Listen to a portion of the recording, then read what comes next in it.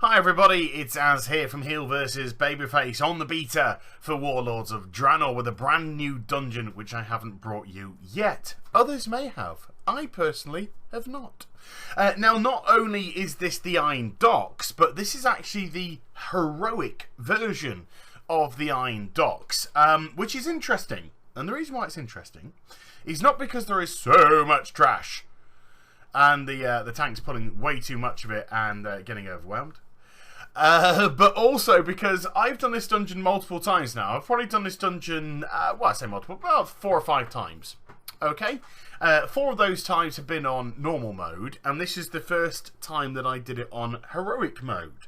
When you're doing the dungeon at normal mode, Blizzard go and lock you at item level 600. When you're in heroic mode, they lock you at item level 615. And I actually could not notice any difference between the normal version and the heroic version. Now, I know they've made a few tweaks to the dungeon difficulty and such, but yeah, it was quite bizarre. So, you know, maybe do those 15 item levels make all the difference? I do not know. But it's very weird that it was pretty much identical. So first up, we have Flesh Render Nockgar, who starts off on this great wolf. So you got standard sort of fare here. He fires arrows pretty much at everybody. Some of them ignite the ground, as you can see here. Move out the fire. And by the way, loving the fire effects. Loving these newer fire effects. I think they look absolutely fantastic. So you start off, and what we do is we defeat the wolf. We get the wolf out of the way, otherwise stuff can happen. And when the boss puts the shield up, which you saw on him, don't DPS him. Don't DPS him. It will heal him if you start to attack him while he's got that shield up. I think it's called a blood shield or something like that. And if you do attack, then he'll basically be converting the damage into healing. So that's what you do not want to do. So there we go. The doggy poos, Wolfie Poos is defeated, and now it's just time to deal with the boss. Not a lot really else to talk about in this fight. It's like I said, it's pretty standard fare as far as fights go. Just maintain your dots, just step out of the fire, watch out for stuff like that. You know, if I had my my racial off cooldown, then I could have hit that and got out of it. But that was quite clever the way that I got caught in the fire, and just before I could move out the fire, then we got feared and we got rooted to the spot. So we're kind of like feared in the fire, so we're taking maximum damage. So if you do see fire, move away from it. You know, I don't know how many times you can say that in the World of Warcraft with stuff. Move out of shit on the floor, people. Not hard. Move out of shit on the floor. They should just put that as one of the tactics. When you open up the dungeon journal, you know, because only about 2 people read it, and all the rest of the population expect you to tell them what to do. If you just opened up the dungeon journal and it said, move out of shit on the floor, I'd just be like, oh, I love you, Blizz. I love you for that. But I don't think they can. But this is another heavy trash-centric dungeon. Thankfully, and you haven't seen the worst offender yet. Oh, the worst offender is Everbloom. That's coming up. My God, it drove me nearly insane. But thankfully, you've got some Iron Stars to help you along the way there.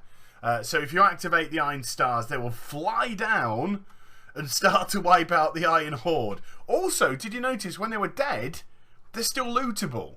So it still classes as if you've killed them. You know, it doesn't class as if it's just been like magically killed, and therefore because it's killed by an object you can't loot it. And it's saying, no, look, we know you used the Iron Star, it went all the way down, wiped them all out, but you know, sod it, you can loot it. I thought it was quite generous. So we're going to the next section now. We've got to avoid like a barrage of incoming fire. So you've got to use the crates that are being stacked up to your advantage. You've got to use them to cover yourself. Otherwise, if you're caught out in the open, you will take colossal amounts of damage. In actual fact, you will probably die. It's as simple as that. So time your runs between crates and crates. Make sure you don't get hit. You can take probably a couple of hits, but any more than that and you're probably going to get yourself wiped out. So we come to second boss, which is Grimrail Enforcers. Now we've marked the 2 ads as opposed to the major boss, and take care of the 2 ads. Now very much like the first boss, from time to time, they will get the blood shield on them. Don't attack them when they've got the blood shield on them. If you do that, it will just heal them up. So this is why we've got the 2 marks. So when one of them gets the blood shield, as you can see now, there you go, the debuff's on it. You can see the blood shield debuff on it. Or in its case, a buff. Our case, debuff.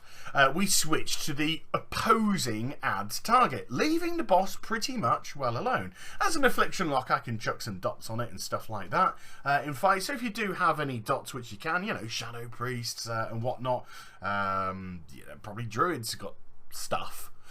Just chuck it on there and just keep it ticking away. But don't do it if the blood shield is up. Just keep that rotation going. You know, if one gets a blood shield, switch to the other ad. Once the blood shield's dropped from the ad that you're focusing as your main target, switch back to it.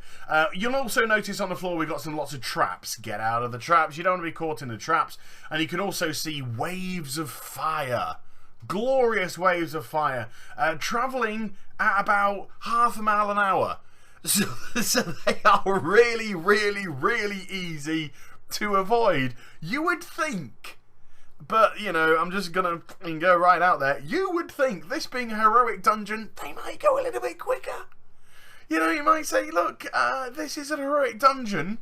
We're working off the assumption that you have the capability to cope with a heroic dungeon. This fire is not going to meander its way to you. It's actually going to charge at you like a wild bull. But no, just a little bit meandering. Right, so we've got the skull down, and there we go. We've got the blood shield. I'm calling it blood shield. It's probably not called blood shield. It's probably got like a fancy name like that's sanguinar, whatever it wants to call itself. I'm calling it blood shield. When that's on, of course, switch target. Ooh. If that was moving at any speed, it would have maybe caused me trouble. But it wasn't. So it's just like, oh, listfully move to the left. Oh, listfully move to the right. And it was all avoided. So we've got the main boss down, actually, before we got the head down because of the shield. Just waiting it for it to drop off. About 5, 4, 3... 2, 1, boom, and there you go. So again, not that difficult a fight. First fight wasn't particularly difficult. Second fight wasn't particularly difficult. And good news, everybody, more bucket loads of trash coming our way. Now, I don't know if you saw it earlier in the video. It might have been difficult to see. It might have been a bit edited out. Who knows? But there is actually a train which will go up and down that track, which you can see behind me. It will come in and out, and it will play a little part in the dungeon itself. Belle! Shush! Daddy's trying to give his audience some goddamn dungeon science. I'll open the window in a minute, sweetie. Go on. Sorry, Belle just deciding to come in. Maybe she's trying to break up the monotony of the trash. But admittedly, after boss number 2, it does get a little bit better. But what I was saying before is there's just a train that goes up and down that track. It doesn't play any significant part in a dungeon. It just makes it feel a little bit more alive. And I quite like that. So here we go. We're on the 3rd boss, and this is Oshir. And it's one of these new cat people. I really should know the race, but, you know, whatever. To me, it's just cat person. Cat people. Cat him, cat her. I think this is a male cat because he's got his tits out. And again, it's quite an easy fight. It'll go around the battlefield, you know, swishing its claws and stuff, and then it'll pounce at somebody at some part in the fight. And during the course of the fight as well, it'll also leap, as we've just seen it do there, to various parts of the cages, rip the front off the cage, and I gotta say, I did rather like that, and release whatever kraken may be inside. Release the kraken. All while you're doing lots of DPS. In actual fact, I think I get targeted by his swishing claws relatively soon. Or maybe that was just a dream. Or perhaps a fantasy. No, it was actual reality. There you go. It's pounced on top of me. Time to feed. So he's trying to feed off me, which is, you know, a little bit rude.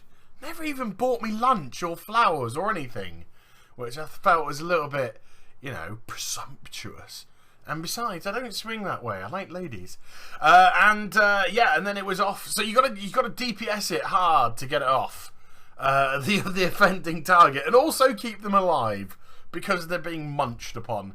And then he'll again go to another one of the cages, rip the front off the cage, and whatever's inside comes out. We've got a bunch of wolves. I would highly recommend, whatever he rips out the cage, you switch your focus to dealing with. Before it's sort of like one bigger ad, or possibly two. This time it's a load of wolves.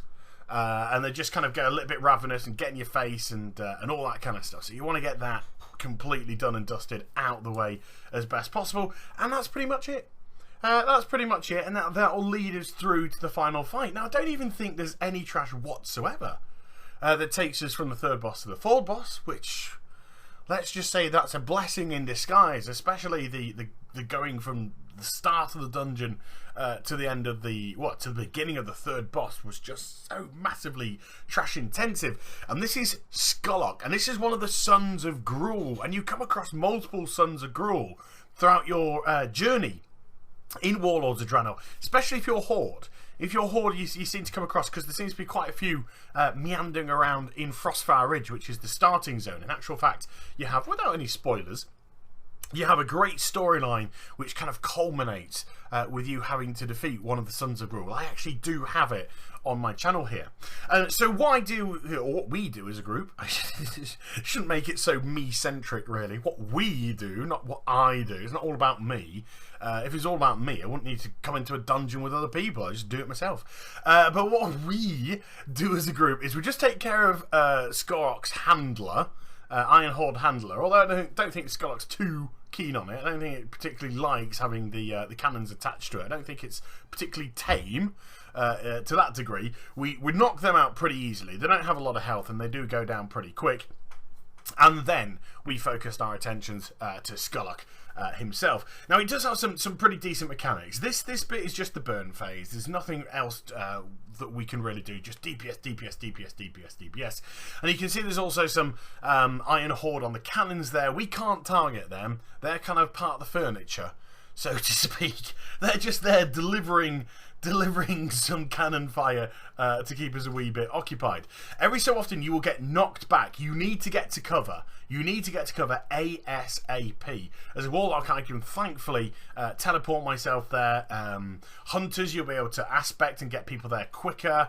Druids, you can do your roar or whatever and make everyone run faster. But you've got to get to cover quickly, because then he'll do his barrage from his shoulder-mounted cannons. It will explode everywhere, and very much like running between the crates, it's kind of teaching you throughout the course, this dungeon, it's teaching you various mechanics which are coming in. If that hits you, you're pretty splat. Absolutely wiped out from pretty much the get-go. There's no going back. It's a devastating attack if you get caught in it. So we've got another one of the handlers come in. Again, just over 500,000 health, so nothing really huge health-wise. So, you're kind of like, should we focus on it? Should we not focus on it? Well, Skolrock, thankfully, happened to be really low on health at the time. Again, just don't take any chances. Get behind cover. Luckily, we managed to get behind cover before he did another barrage, and then just finish off whatever handler maybe. There you go. Take cover. Achievement, nobody getting hit. Yeah, you're not going to see that too often on live servers, are you? But there we go. There is the Iron Docks heroic dungeon in all its glory. Did I get any loot? Yes! I got some gloves. Isn't that so nice? So I hope you enjoyed the vid. If you did, please do give it a thumbs up and also subscribe to my channel. Follow me on social media and twitch.tv for live streaming. The links are in the description down below, and I shall be back with some more stuff very soon. You take care, everybody. Bye-bye.